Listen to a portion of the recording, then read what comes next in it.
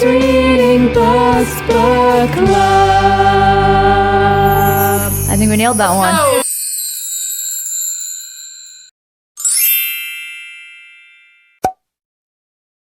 What's up, book nerds? The babes are back in town because it's the Babes Reading Book Club. I'm Roxanne. I'm Vic. I'm Nadia. And together with you, we're the babes. Before we begin, make sure to subscribe to our YouTube channel, follow us on all our socials, and of course, follow us on Spotify. Heck yeah. And all your favorite podcasting platforms. This month, It's my book, and I've mentioned this in sprinklets throughout the whole series about the bakery mystery novels, and finally we did it. We did Meet Your Baker, which is part of a Bake Shop mystery series, book 1 of 15, by Ellie Alexander. That was this month's pick. Finally, we deep dived into the world of cozy mysteries, that's what the genre is called. So I was like, there's a specific genre. It's called cozy mysteries. There's a lot of Bake Shop themed mystery series out there in the world, and other ones too. Like I think this author does one about like a hat shop in Britain, so I might venture into that one next. Stay tuned. But we finally took a stab at this one. This is like my guilty pleasure comfort series, so I was happy to share it with my besties and with you guys as well. So should we get into ratings, and then we'll do a quick summary and then talk about the book? before we begin though, read them the synopsis Oh, in case that you is didn't correct. read it, so you can follow along. After graduating from culinary school, Juliet Capshaw returns to her quaint hometown of Ashland, Oregon to heal a broken heart and help her mom at the family bakery. The Oregon Shakespeare Festival is bringing in lots of tourists looking for some crumpets to go with their heroic couplets. But when one of Tort's customers turns up dead, there's much ado about murder. The victim is Nancy Hudson, the festival's newest board member, a modern-day Lady Macbeth. Nancy has given more than a few actors and artists enough reasons to kill her, but still. The silver lining, Jules' high school sweetheart Thomas is the investigator on the case. His flirtations are delicious as ever, and Jules can't help but want to have her cake and eat it too. But will she have her just desserts? Murder might be bad for business, but love is the sweetest treat of all. If that doesn't give you an insight to what this book is, I don't know what will. But yeah, that's the book. Ratings. Should I go first? I want to go last I can go first. because I've got a lot to say. Okay, I don't have that much to say. Okay, I, as expected, enjoyed this. It was my prediction that I would, and I did. I'm a sucker for cozy reads, so I'll give it a 3.5. Not my favorite thing, but I love mysteries, and it feels nostalgic to me in that it's like a Nancy Drew book almost, and I was really into those as a kid, so that was like venturing back in time. The writing, you get used to it. At the beginning, I remember I was like, oh, okay, it's a little bit like embellished, like very, just like, I don't know how to describe it, but I got used to it, and I came to not mind it, so that's my opinion. Also, the end got me, so as usual, that's nothing new though. It always gets me, but yeah. Nice. You guys, I'm gonna give this. So as you know, I've read all 15. So when I went back to my notes from when I first read it for the first time, I actually gave it a bit of a lower score than I thought. But I think I rate it so highly now because I've read the whole series, and I've learned over this book club experience that I really love character development, character growth. I love seeing relationships grow and stuff like that. So the fact that like this is almost a 5-star series for me. Not really, it's like a 4-star series, but I'm gonna give this book a 4 out of 5. I read it a second time again because to refresh my memory. It got me again the second time. I didn't see the end coming. Like I was like, who did it? And then finally, like the last 3 chapters, I was like, oh, I think I know. And then I was like, okay, I was right. But it got me again. The whole book kept me just as entertained. I don't know. I'm not coming here to read for to get the best literary writing of my life. Okay, This is probably written for a level of late grade school. to early high school, okay? I know that. I'm aware. But there's just something that it's just so, it's so comforting to me. I love reading it. It's so simple. I breeze through it. It gets me every time. I never see the murderer coming. It's kind of like the same format throughout the whole series too, which is really nice. The writing, whatever, it's written like the reader's like dumb, but like, Yeah, you know, that's a good way of putting it. yeah, like it's always like repeating, you know, kind of like summarizing what happened before, prior, like giving all these really like fine details and stuff that isn't technically necessary, but like it's fine. Like I know that, I get over that because I love the storyline. I really like the characters, especially once you read the whole series. Like I'm think like it's so well, like the characters are so well developed, their relationships, how they all intertwine, seeing like the growth, like all these characters that you meet here and seeing where they are in book 15. Like I love it. It's so good. I love the element of the bakery involved. Like I don't know, I love hearing them make the recipes. Like I don't know, it's just so comforting to me. It's so easy, like it's so easy to grab. Like I know I'm always gonna enjoy it. It's an easy read. So yeah, really like it. Nice. So I'm gonna start by giving this book. I'm gonna start my rant with giving it a 0.5. Oh my god. This was the worst book I have ever read in my entire life, and I read Ugly Love. You would read Ugly Love over this? Neither. I would set both of them on fire. Okay. You can give me the red edit for the next 3 minutes because I have a lot to say about this, okay? So let me begin. I wrote to myself in my notes, already seems a bit cheesy, but I'm gonna give it a serious shot. Proceed to page 4, the line, Juliet, sorry, Jules. Okay, let's just get this out of the way now. My real name is Juliet. Wait, it gets worse. That's the line, that's not me speaking. Juliet Montague Capshaw. I know, it's ridiculous. I was reading. I closed the book, took the bookmark out, and said, I need you to start again. This is unacceptable. 4 pages in, I knew this was going to be the worst book of my entire life. And it was, okay? Way too cheesy. If we cut out every cheesy line in this book would be this thin. This thin, okay? The names. The weird Shakespeare obsession. I get it. Maybe Oregon's obsessed with Shakespeare. Fine. Why is this my problem? Why is it my fault that Oregon's obsessed with Shakespeare? Okay? The constant Shakespeare jargon was just too much. You talk character development. In this book, 0. In this book alone, 0 character development. Okay? A bit. You could just need to know them. Exactly, but you don't get to talk about character development. I know. Because we're talking about this book. But you should read all 15. 0. I physically couldn't read all 15. I barely got through this book. Okay? Not because it's hard to read. God, I struggled because it was so poorly written that I had to reread things because it didn't make sense. Because it was so...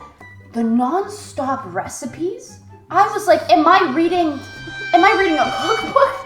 There was times where she would just cook and cook and cook. And I was like, get on with it. Move on. I saw it coming. I saw the murderer coming.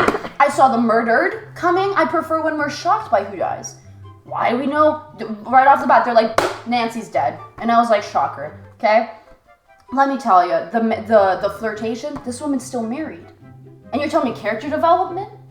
She's borderline cheating. She's making love with the cop. Essentially, the mom flirting with the old man, yeah. And then Juliet's like shocked by it in the end, and I was like, girl, from the moment he stepped foot in the scene, I was like, they're making out. It's crazy. Awful book. Awful. Truly awful. I would not read a second one. I barely made it through the first one. Like, it was brutal. I was like chugging through it. It hurt. I would not recommend this book to anyone. Ugly Love was at least well written. The content was garbage. I love mysteries. I hated it, this one. There you go. So that was me. You can put the red edit on that for the entire one.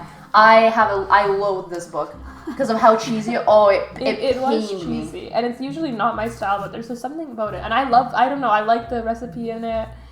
I don't know. It's because and I think I like them too. They're all the same. So yeah, I guess I wouldn't recommend you to read the next, but like, you always find out who was killed at the beginning of the book, and then the whole thing is trying to figure out who did it. Yeah, and then another That's, thing like, that I the theme. hated, there's subtle digs at like hipsters and stuff and like modern things.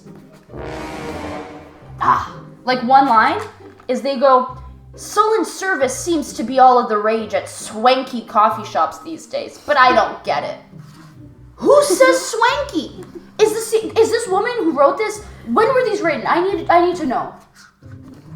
Well, the I'm gonna guess 2002. book 16 is coming out this December 27th. It's still going. You? The 2015. I could have swore this was in 2002. I think she hits the nail on the market for what she's doing. Yeah. You know? I don't like think it's that much of a cozy book though. It is so cozy. I felt it was cozy. It was not. Because it's like such an it's But so there's easy. death involved. It can't be cozy when she's getting threatened and murdered. That's what I'm Cozy with a bit saying. of It was spice. parallel. Yeah. Where I was like, I wasn't room for anyone. I hated Jules. I hated the mother. I hated the bake shop.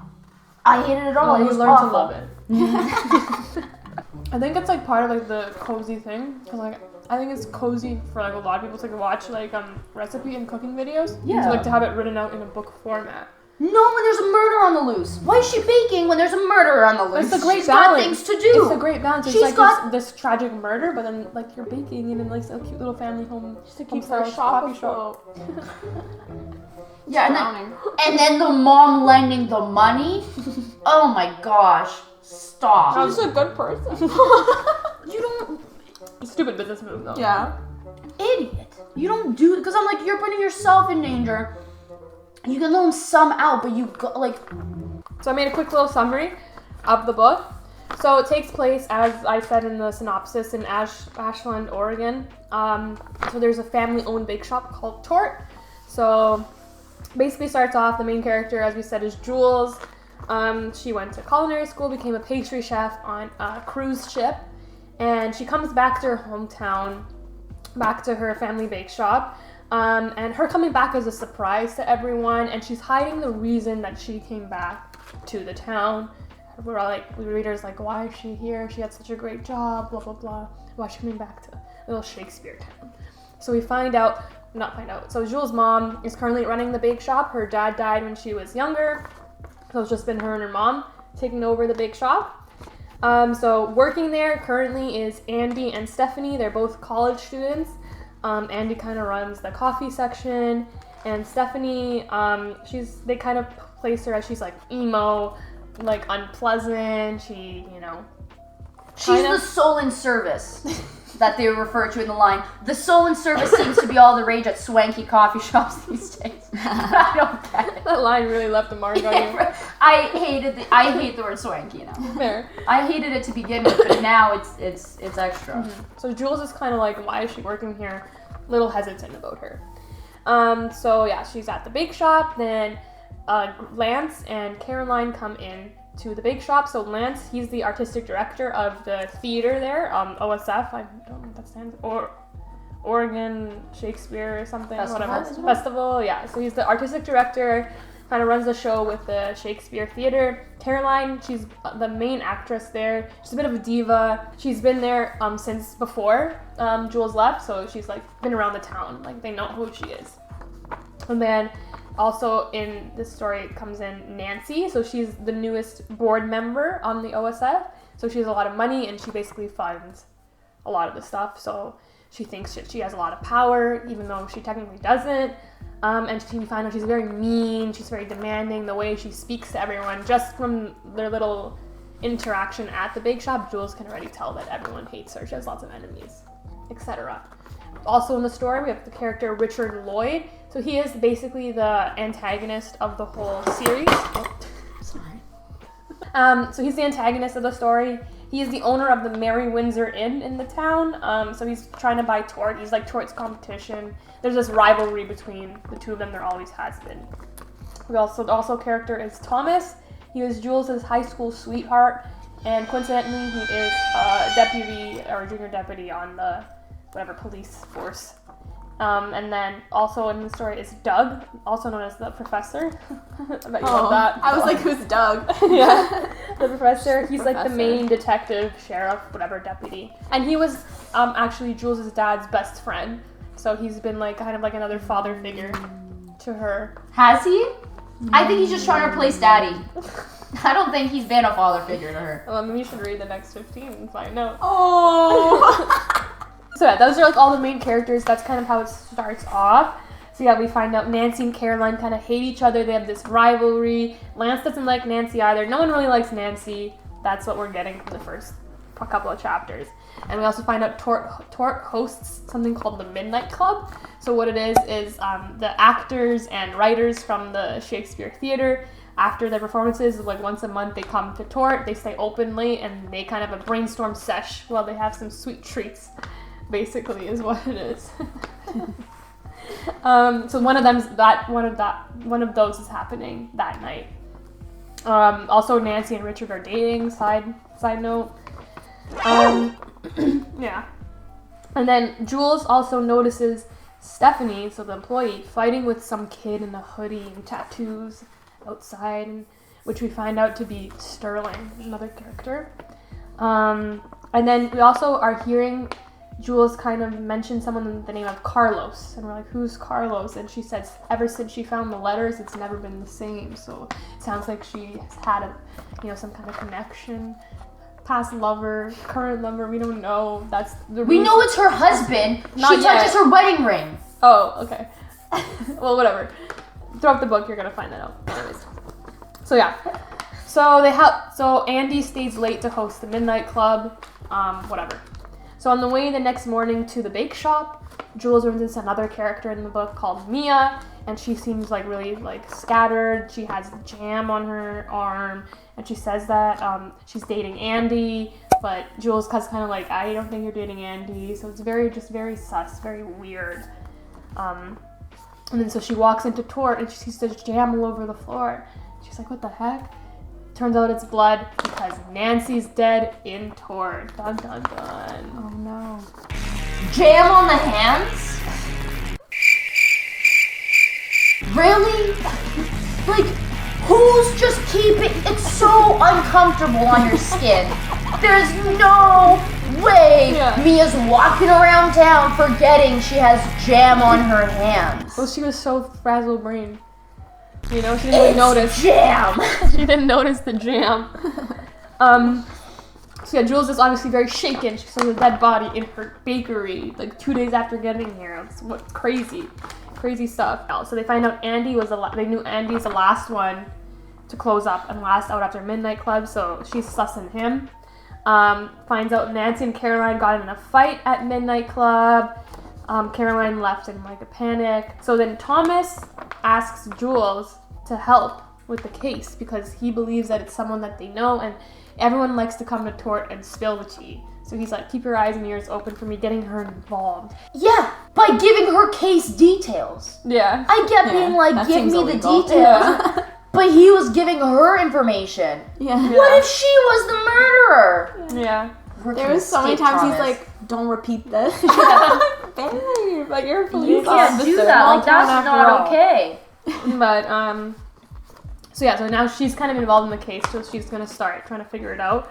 The next day, she gets noticed that Andy wants to confess, and she's like, what the heck? He killed her? But Andy just confesses that Nancy, she fired Mia in front of everyone at the Midnight Club, and then Mia was upset, and she wanted to stay late, so Andy gave his key to Mia. So technically now we find out Mia was the last one in the bake shop. An unnecessary plot twist. Yeah. Why would this man give her the key? Like, they were just kicking up dust to try to us off. Yeah. It didn't work. It didn't work. Not for a moment. Jules also is finding out that Tort is in some kind of financial trouble. The mom seems to be hiding something from her as she's hiding, what happened with her and Carlos from her as well. A lot of details and cooking later. Many I details, many cooking details later. So Jules goes to the bakery because she can't sleep one night at like midnight. Mistake, rookie. Anyways, she goes and she's going through all like the finances, trying to figure out what's wrong with Tort. She figures out Tort's short some cash. Turns out someone's in the bake shop with her. She gets attacked, someone knocks her out. Next day, Stephanie has a black eye. That's another detail. Caroline, just talking to Caroline. Caroline's kind of throwing sus on Lance out there. Jules sees Caroline talking to Sterling, though, outside the bake shop, and she sees her give Sterling a picture. And then also another development, Sterling and Stephanie kind of have something going on there, you know? Yeah, a little stalker situation. Sterling's just out there staring at her like a creep. A little flirtation. Thomas is also trying to kind of reconnect with Jules. There's this whole scene of them awkwardly encountering at the bench when Jules misreads the situation. The worst. That she's like, I'm not interested, like, I'm dealing with, you know, my husband, blah, blah, blah. And Thomas is like, what are you talking about? I'm not trying to connect with you, but he kind of, like, was. Nia is the top suspect currently right now. Also, there's, like, stuff on Lance, there's stuff on Richard, so... Also, jam doesn't look like blood. Yeah. Syrup. What if it was liquid blood? I mean... Damn, I didn't... No, you're right.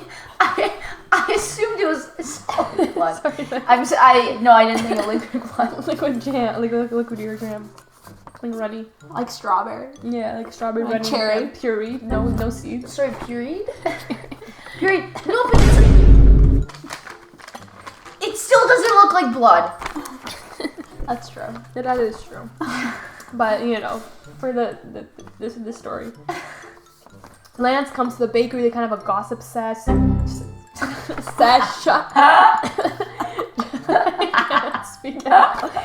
Jules kind of suspects him a bit, but Lance is saying that Richard is lurking around. So, like, everyone's throwing, you know, it's all a big jumble. Who did it? You know, we don't know. Jules is, like, wondering if Caroline thought that Nancy had the power to fire her. That's why she didn't like her that much. So she's trying to figure out what's going on. So just at one point, so I think this is around the part where Jules starts just throwing a bunch of theories at us. Mm-hmm. And I literally said, I can't stand how many theories she throws at you. Like, let me have some thoughts. Like, no, but genuinely, she was clearly trying to get us off the trail. And I'm like, stop it. It's so obvious. Enough. But I have it up. It's kind of like real, right? Because like she's a first-time mystery solver, so she's throwing out everything. Yeah, but I know that's not why she's doing it. Walk us to it without actually explicitly stating these theories. Mm-hmm. It's just enough. I was like, She's a beginner. Maybe she gets better if you read the next 15. Anyways, so she finds out that Tort is owed $25,000, and the reason is her mom finally admits, she says that there were economic troubles and she felt bad for people who couldn't afford to pay them, so she would just give what she could here and there, and that obviously added up over the years to $25,000, and they couldn't pay their vendors, blah blah blah. So that's what happened. That's why Tort's in trouble. just because she's kind doesn't mean she needs to be stupid. That's what I don't respect about that. That is true. Because I was like, she's a nice woman, you want us to like her, why are you making her stupid? Like, So she's just overly. Especially if she helped these businesses, why haven't they paid her back a fraction? Or a little niblet here and saying there. that she's so nice, people take advantage of her. It's like an example of what not to do. You know, a little warning sign, a little red flag in the air. Oh yeah, another big development is they find a golf glove under their counter with the initials RL, Richard Lloyd. So then, you know, Sus is kind of back on him now. It's like, well, what's your glove doing in my bakery, buddy? Yeah. But it had blood on it. And yeah, or jam. Or jam. We're not sure. They're just so similar. Yeah. And then Richard also thinks that Jules is trying to frame him now. So he thinks that Jules did it, and, you know, he set up the golf glove because he's claiming that he never put a glove there. He lost it, whatever. So the next big thing that happens in the novel is that she gets invited to go watch a play. So she goes to the theater. Lance is kind of acting a bit weird, comes to say hi to her. She watches the theater. At the intermission's taking real long. It's like, what happened? Finds out there's ambulances everywhere. So Caroline got hit in the head with a sandbag. Yeah. Turns out that their audio, whatever, the backstage system stopped working, so they went to original cues, which is like whistling, and someone whistled at the wrong moment and let the sandbag on Caroline. Lance kind of freaks out over police questioning, and, you know, the whole thing's a big mess. Jules, for some reason, she's a bit stupid sometimes, decides to go backstage to Caroline's dressing room to snoop around, which makes no sense. Anyways, there she finds... Oh, she also thinks she sees Sterling in the crowd. She finds the picture that Caroline gave to Sterling in the dressing room, and it's a picture of Richard Lloyd, Lance, Nancy, and a pregnant woman. And it was just really suspicious because Lance said that Nancy was new, but clearly they've known each other for a long time. Also, Jules is attacked in the dressing room. Someone comes in a hood, steals the picture, and locks her in.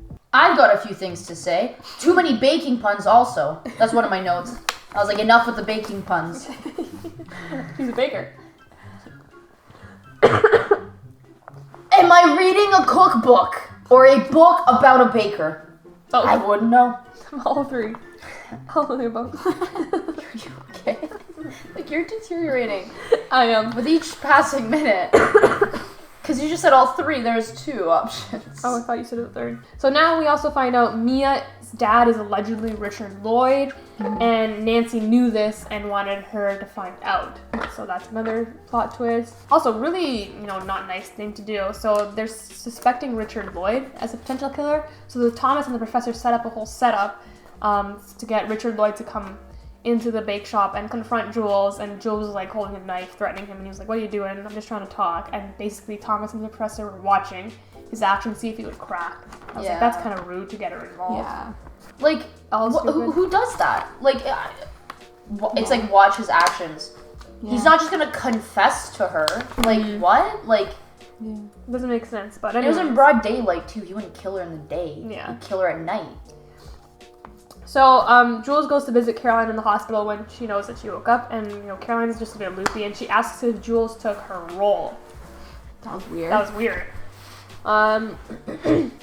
Next day, Steph approaches Jules and says she's worried about Sterling, that he's missing, and then she confesses that on Midnight Club that Sterling and Nancy got in a fight, and Sterling said he'd kill her, but he didn't mean it, and he's not a killer. Don't tell the police. Blah, blah. We also find out, like, Sterling's kind of obsessed with Nancy, and Nancy's the one who gave Stephanie the black eye because she got in between their fight. Then we find out the big plot twist about why Jules and Carlos, had their falling out, is that Carlos had a kid and never told Jules about it. That's basically it. And the letters were from Carlos to his kid. That's what she found out. Moving on. So Sterling and Jules meet in the theater, and basically Sterling says that, he lost his mom, and then he got into, like, drugs and everything, and he went to rehab, finally, when he got his, like, tattoo, like, the sign of the hummingbird, blah, blah, blah. And when he got out of rehab, his dad was dating someone new. It was Nancy.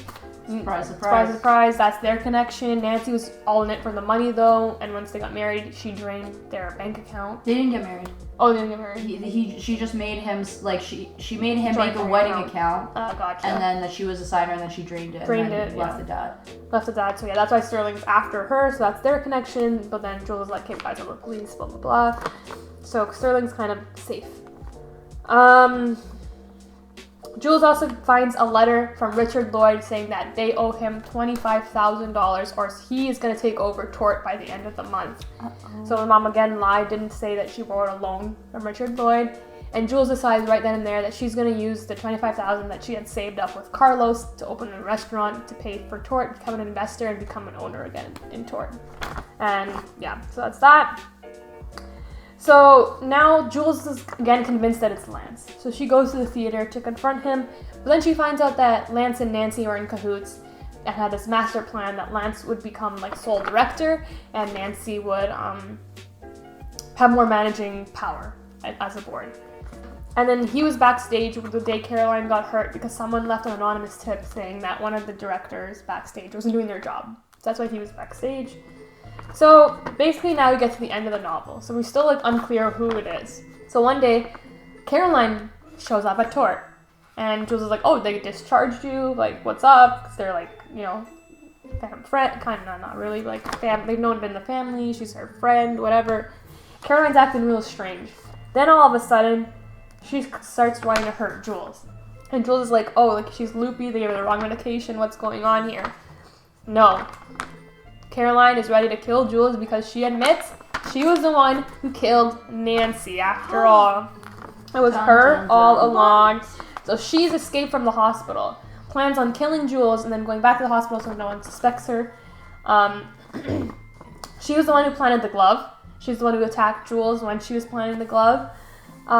She wrote the anonymous tip. That's why Lance was backstage. She hurt herself with the sandbag. Yeah, no. She was trying to kill Lance, and it was by accident that she's like, something went wrong, that she got hit, and then she was like, oh, perfect, even better. Yeah, she's like, even better. No one's gonna suspect, the person who killed Nancy to kill herself too, or try to kill her. She tried to bait Sterling, tried to make him get more involved, so it was thrown on him, but he didn't really take it. And the reason why she doesn't like Jules and wants to kill her is because she had this notion that Jules wanted to steal her role and become the main actor. Because we find out that Lance made some jokes about like making Jules famous or whatever, wants to make her the lead.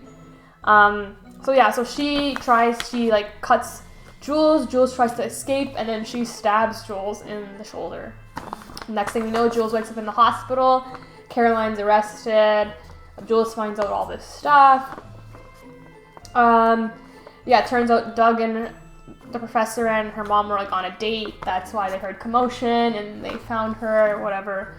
So that's basically the mystery. And in the last chapter, they hired Sterling. So Sterling now works for the bakery. They put Steph behind the scenes. They find out she is kind of like a talent and has like talent for baking. So they're putting her in the kitchen. They find Richard was the one who locked Jules in the dressing room and stole the picture, because they find out that that Mia maybe is his real daughter, and that's his kind of soft spot. So he didn't want anyone to find that out. And then she also pays Richard $25,000, so that's all taken care of.